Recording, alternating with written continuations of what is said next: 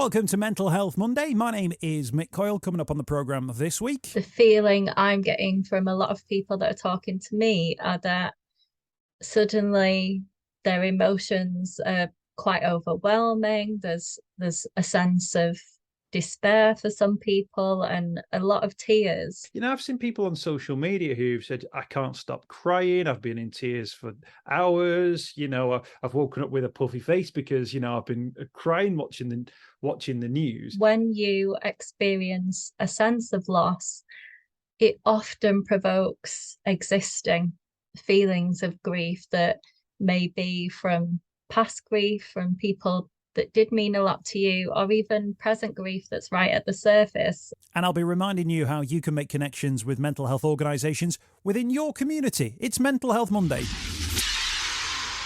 The home of the UK's conversation about mental health. It's Mental Health Monday. Welcome to the programme. My name's Mick Coyle. Now, first and foremost, we did have a World Suicide Prevention Day special lined up for this week, where we're going to take a look at the new suicide stats that had just been released for England and Wales.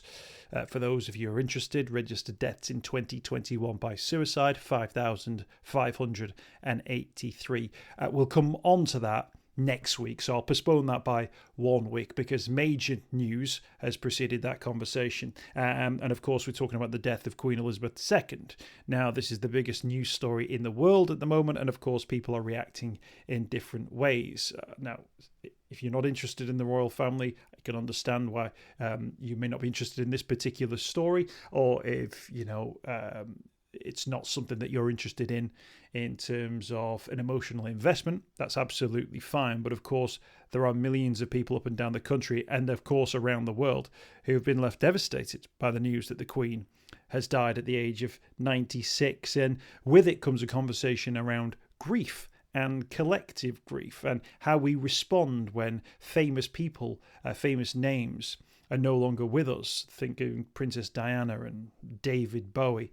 Now, maybe each of those come in their own different circumstances, but with it can come feelings and emotions that maybe we're not ready for, that we're not prepared for, or that come from within us in a way that can cause us some emotional difficulties. I've noticed so many people almost saying, oh, why do you care about this? Why do you care about that? And it's interesting, you'll hear as part of the conversation today, it might not actually be about that person.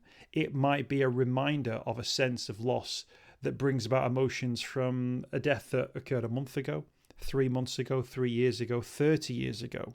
There's a lot to unpack and unpick when it comes to grief. So that's the conversation we're going to have this week. Hopefully you'll see that it's an appropriate conversation given the international news agenda. Psychotherapist Tania Taylor joins us on the programme this week. Now, Tania's website, I'll put a link to that on the notes section to the podcast so you can check out the work that she does.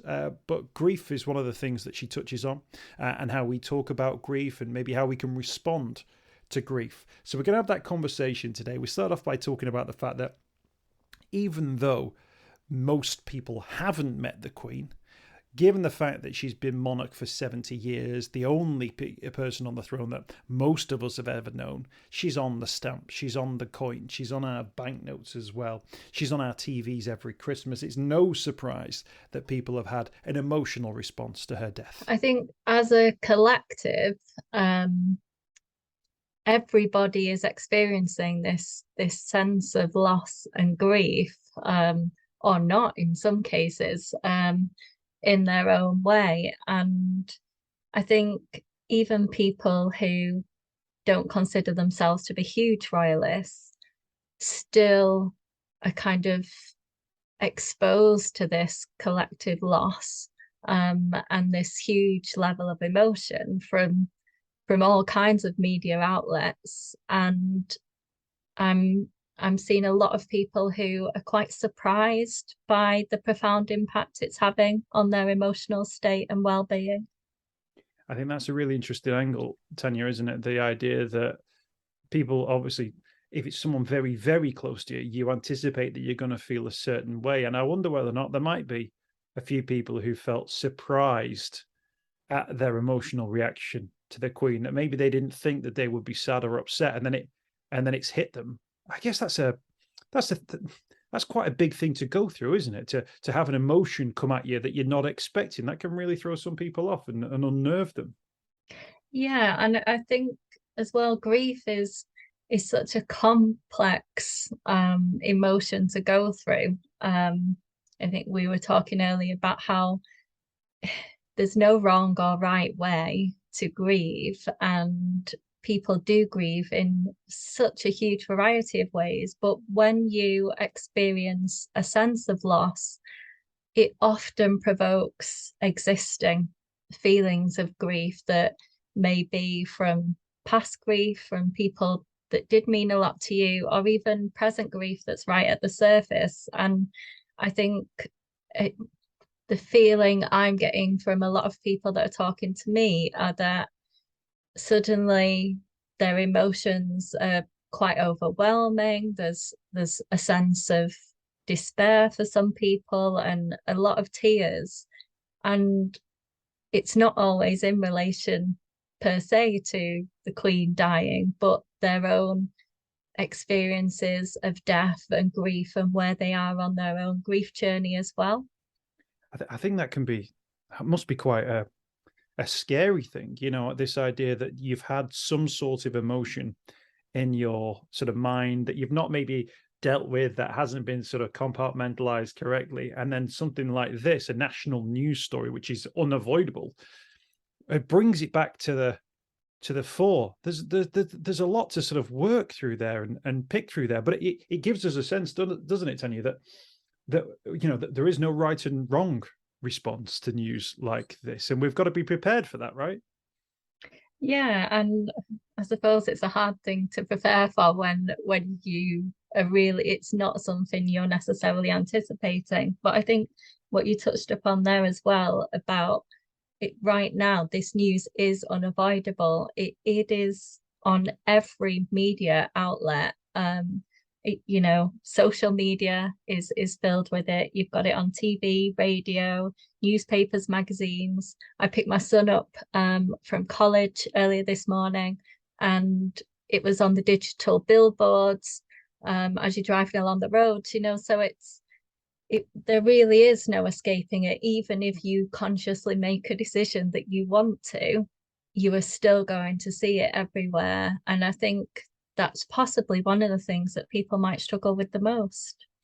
Yeah, and of course it's for a set period of time as well, with this sort of official mourning period. So it's not like something that's going to sort of, pass over us in the next couple of days, given the high profile nature of it. Does it say something, Tanya, maybe about our wider sense of being able to deal with grief? I think almost as a society that there will be people who are carrying grief with them because they've not been shown the skills to deal with that grief, or sufficient organizations or services or people haven't been able to engage with them in a way which has allowed them to process this grief, which almost creates this it's almost like a flare up, this sort of like grief crisis which suddenly springs up in people's minds. Yeah, I suppose you might find some people experiencing it. I think that's where you get the people who are suddenly surprised by the emotions they find themselves experiencing, because they perhaps haven't grieved in the way that they or that society might have anticipated they would for somebody that they have lost and loved.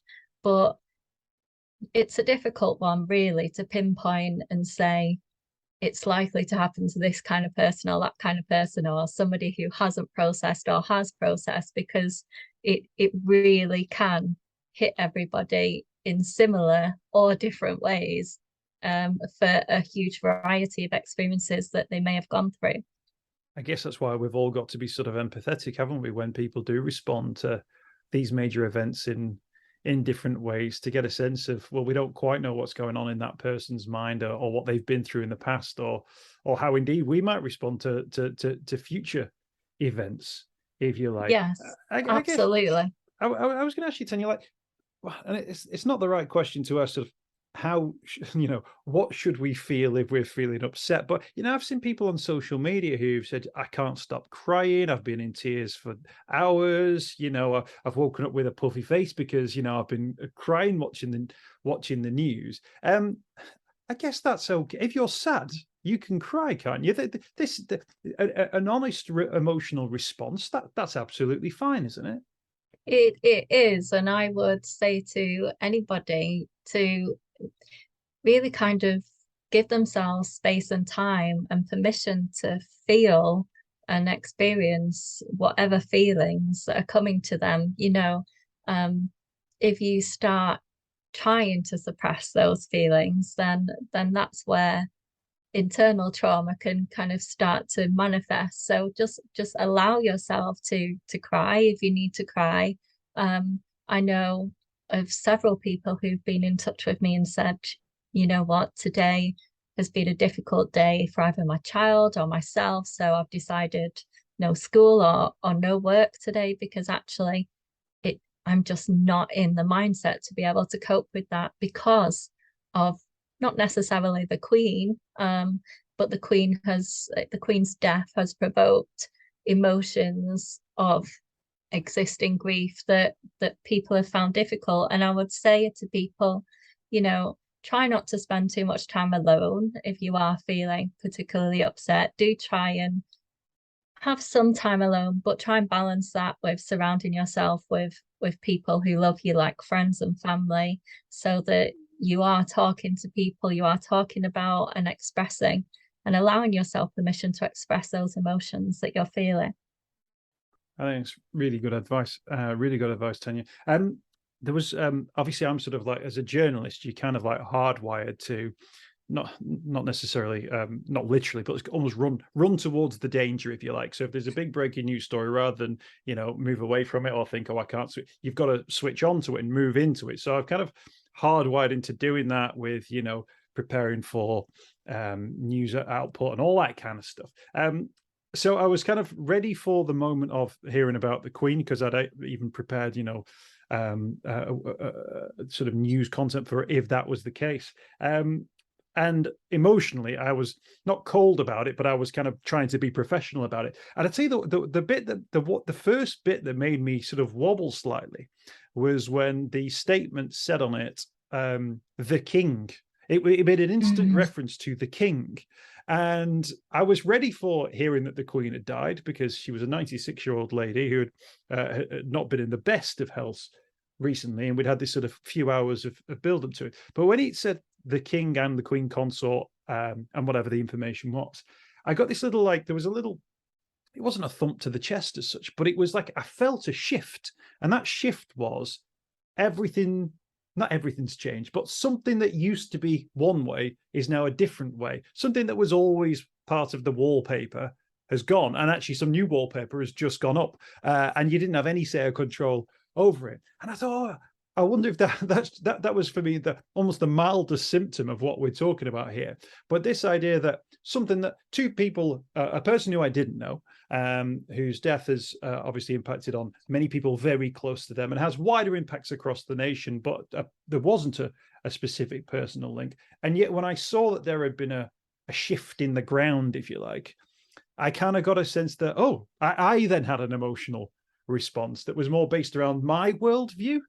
Yeah. And I thought that was the most profound emotional reaction that I had, and it was based on seeing the two words, the King.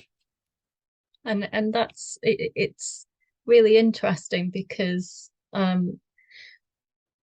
it's almost you had protected yourself in the way that you needed to carry out your professional job role, but our brains, no matter how much we protect ourselves, they don't like change. And when we notice that there is going to be a significant change, we do have an emotional response to it. Yeah, and that was certainly my emotional response. Something, thankfully, I was able to sort of just quickly work through, but it did make me think, wow, oh yeah, maybe as someone who thought they weren't going to have an impact, even feeling that made me think, well, goodness knows what other people are going through. Can I ask you about young people in particular, you mentioned picking up your son from college. I've got a daughter who's 7 years of age, and she's just gone through the Jubilee celebrations, learning about this incredible woman who, took to the throne 70 years ago and oversaw the sort of the birth of post-war modern Britain, everything that we sort of see around us, she's sort of overseen as well. And for her to hear the news yesterday, I kind of got a sense of, she wasn't upset about it, but I thought, is this a conversation that I need to have with her around, well, this person isn't around anymore, and you've been told and you've learned that she's a very important person, who is quite a cuddly old lady, if you like, and she's not with us anymore. And I've had those sort of preemptive conversations with her, and she seemed okay. But I thought, is this the sort of thing that springs up in young people's lives, where they suddenly get upset? Again, they don't know the Queen, but they know of the Queen and they know what the Queen's about, and suddenly that character is taken away. I think it's definitely worth talking to young people and children about the Queen, because well, first of all, I think schools, colleges, and of course, as we've already touched upon, all the social media outlets are talking about her. So children being able to have that conversation with the parents, potentially, especially, I suppose, after school and college today, because yesterday they weren't impacted in the same way as they will be today. Today being only the day after the Queen's death, it's kind of what children will be experiencing again is that collective grief. And some children, it will be water off a duck's back. It won't mean much to them at all, and they'll be happy continuing their lives as they do. Whereas other children, maybe they have recently lost somebody, or maybe they've lost a parent in the not so distant past, and this grief can kind of bubble that up to the surface for them, and so it's absolutely worth talking to your child about. I have one friend who told me this morning that when she dropped her children off at school, they had almost a kind of a Thanksgiving service in the playground for parents and children. So schools are already kind of quite on the ball with being proactive about teaching our children what's happened, and hopefully also about teaching our children how to handle the emotional turmoil that some of them might experience now as well. Yeah, it's good to hear. It's always great to hear that sort of schools are switched on to that. I wonder whether or not for a lot of children, probably my own daughter to a certain extent, certainly my 4-year-old son, that the idea of mortality, of what death is, where do you go, where have they gone, all those sorts of questions. I wonder whether or not that's the sort of thing which will emerge for some young people in the next sort of coming days and weeks, as we're constantly hearing about funerals and the body being moved and coffins and so on and so forth. Those sorts of questions, even if you've not had an experience of losing someone, from a young person's point of view, a lot of sort of tricky questions might start to emerge as well.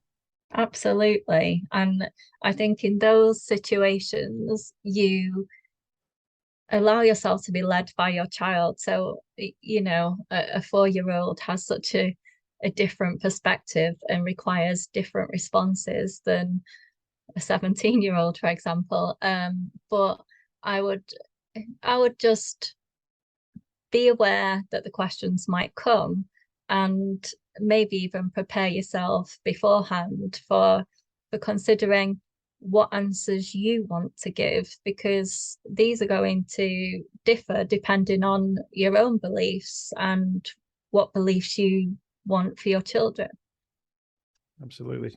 I'm wondering, if we talk about adults again, I wonder if there'll be a few people maybe watching TV, maybe it's already happened this, but they almost feel maybe a little bit embarrassed. Maybe they feel, they're watching it, they're feeling sad. They might feel the emotions that we were talking about at the start of the conversation, Tania, yet they feel like they can't talk about it, or that, we stigma, taboo around discussing your emotions and feelings, that, you you might find that people are, you know, deliberately not having this conversation. And then I guess part of this conversation is about saying to people, it is okay to have this conversation. I guess people, though, don't often open up because they don't quite know how people are going to respond. And I just wonder whether, I mean, you're a trained psychotherapist, so you'll know the answer to this, but how do you respond if someone goes, you know, that this stuff about the Queen's really upset me because it's reminded me of X, Y, or Z? What for you is the best response to somebody opening up like that?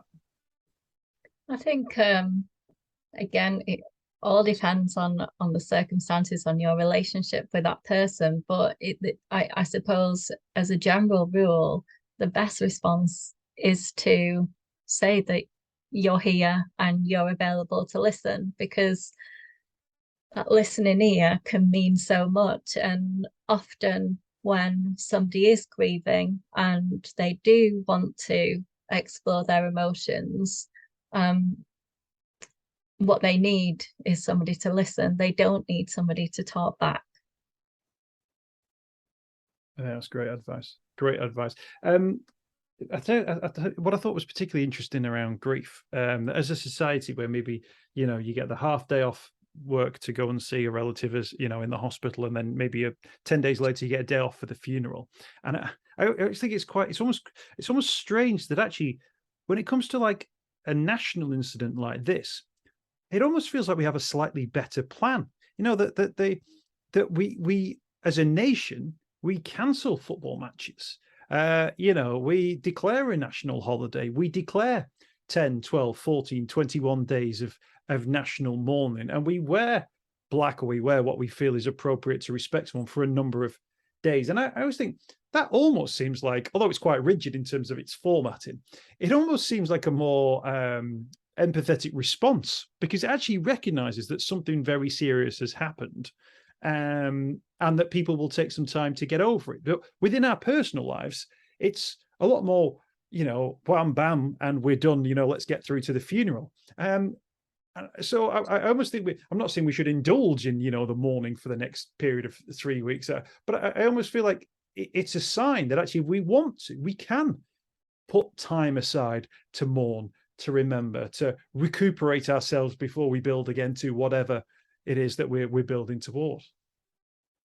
Yeah, and I think I suppose it's maybe something that we should learn from in it when it does come to our personal lives, because actually, there is no number, is there, on how many days grief will last, but actually giving ourselves permission to have time to grieve, and that time from somebody dying to the funeral, which is usually the time we are given, that's not usually spent grieving. That's usually spent getting X, Y, and Z done and complete. And often the grief comes afterwards, when you've stopped running around like a headless chicken, and the calm kind of comes, and then the emotion sets in. So I suppose what we do need to learn as a nation is to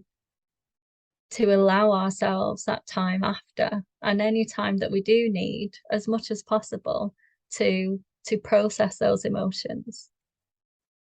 Yeah, and I think, and that might be telling, you know, when we have this period of time now, that people who may not have been impacted by, you know, the news in the last 24 hours in regard to the Queen, they themselves may, you know, be hit by a sense of loss or sadness, you know, at a later date. But you know, it's so often you hear about this, don't you, Tania, that when people die, and it might be, and I mentioned David Bowie, but I mentioned Princess Diana as well. We had just recently cases with Olivia Newton-John, where it's a shock, and it suddenly jolts those previous memories. And I guess there's no time limit on that either. You know, that it might not be somebody that you've lost 3 months ago that you suddenly feel like you've got to deal with your emotions. I'm guessing, no, that might be someone that you lost 20 years ago, 10 years ago, however long ago, that grief's time limits don't have expiration dates, if you like. Absolutely. I've been contacted this morning by people who have experienced the death of a loved one several years ago, and then people who have actually not experienced the death of a loved one yet, but are going through the process of saying goodbye to a loved one who is still with us. And I think you're absolutely right that no matter where you are on your grief journey, shall we call it, you can still be shocked by the impact grief can have on you, and how it can show up out of nowhere at times that are really unexpected. Yeah. And in terms of that, what have you found have been the what have you found have been the long-term consequences, do you think, of people not dealing with grief? What are those things that that it manifests into if it's not dealt with in the appropriate way? I think more often than not, people will turn to other methods of coping, not necessarily healthy methods. So sometimes alcohol, drug addiction, which can surprise people, but also things like people can isolate themselves, become lonely. There are lots of, I suppose that how long is a piece of string? There are so many different ways that people can kind of routes that so many people can go down if they don't look after their own and mental health. And that's what processing grief is, isn't it? It's looking after your own mental health. But that is really difficult when everybody processes grief differently, and there is no roadmap to tell us how to do it. Yeah, and I think we mentioned there, the running around like a headless chicken trying to organize a funeral. To a certain extent, there'll be a process now where there'll be, with the Queen, the books of condolences that, people will feel maybe, well, if I go and sign that, I'll feel like I'm playing a part. Or if I go and, to one of these memorial services, and then if I watch the funeral, that might be the boxes that I can tick that allow me to take the first steps in that. But of course, those boxes might not be there for everyone in every grief case. So I guess it's about finding out what those boxes are that you can get your hands on, and for many people that can be a million and one different things as well, which is why grief is such a tricky issue to deal with, and I think maybe we'll see a little bit more about that grief conversation because of just how high profile the Queen's death has been.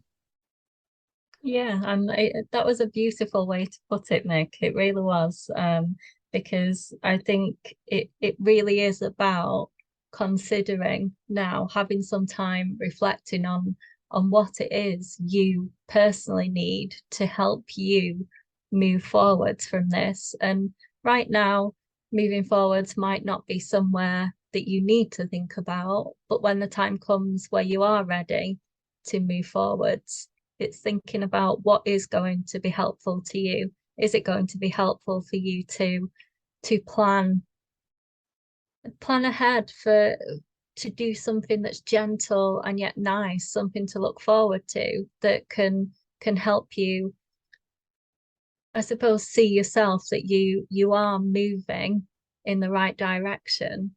And don't be afraid, and don't worry if you find sometimes that you take 2 steps forwards and 1 step back.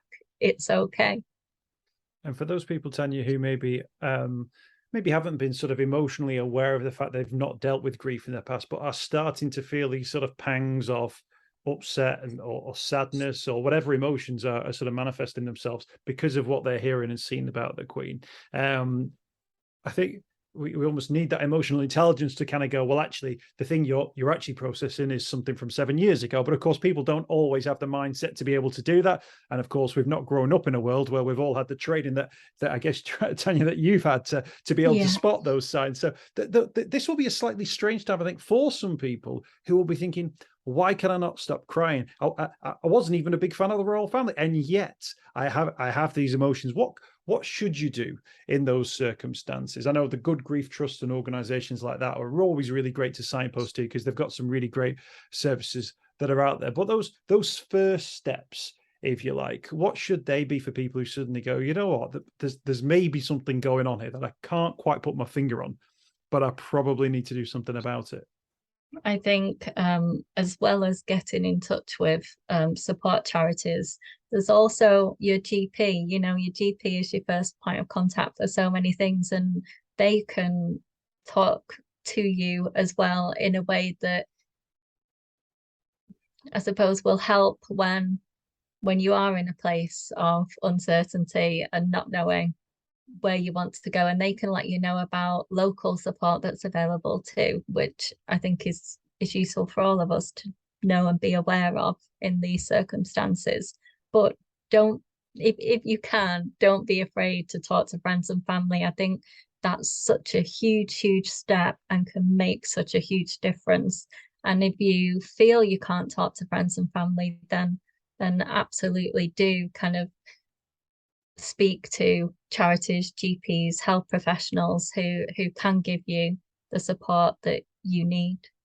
Absolutely. Great advice. Tanya, thank you so much for your time today. Really appreciate it. It does feel like sort of a strange time, doesn't it, for the nation? I don't know, even as I woke up this morning, maybe it was that thing I was talking about before around there's the wallpaper has changed and we didn't really get asked whether or not we wanted it to be changed. Yeah. The world feels like a slightly different place at the moment, which is really interesting. And I think, as we get used to that and as these next few weeks play out, we will sort of adapt to that, hopefully. But if not, some good advice from you there about what we can do to maybe take appropriate action. I'll point people in the direction of your website, Tania Taylor, tania-taylor.co.uk, and that's Tania with an I, Tania Taylor.co.uk. Thank you so much for your time today, and thank you for joining us. Thank you so much for having me, Mick. It's been a pleasure.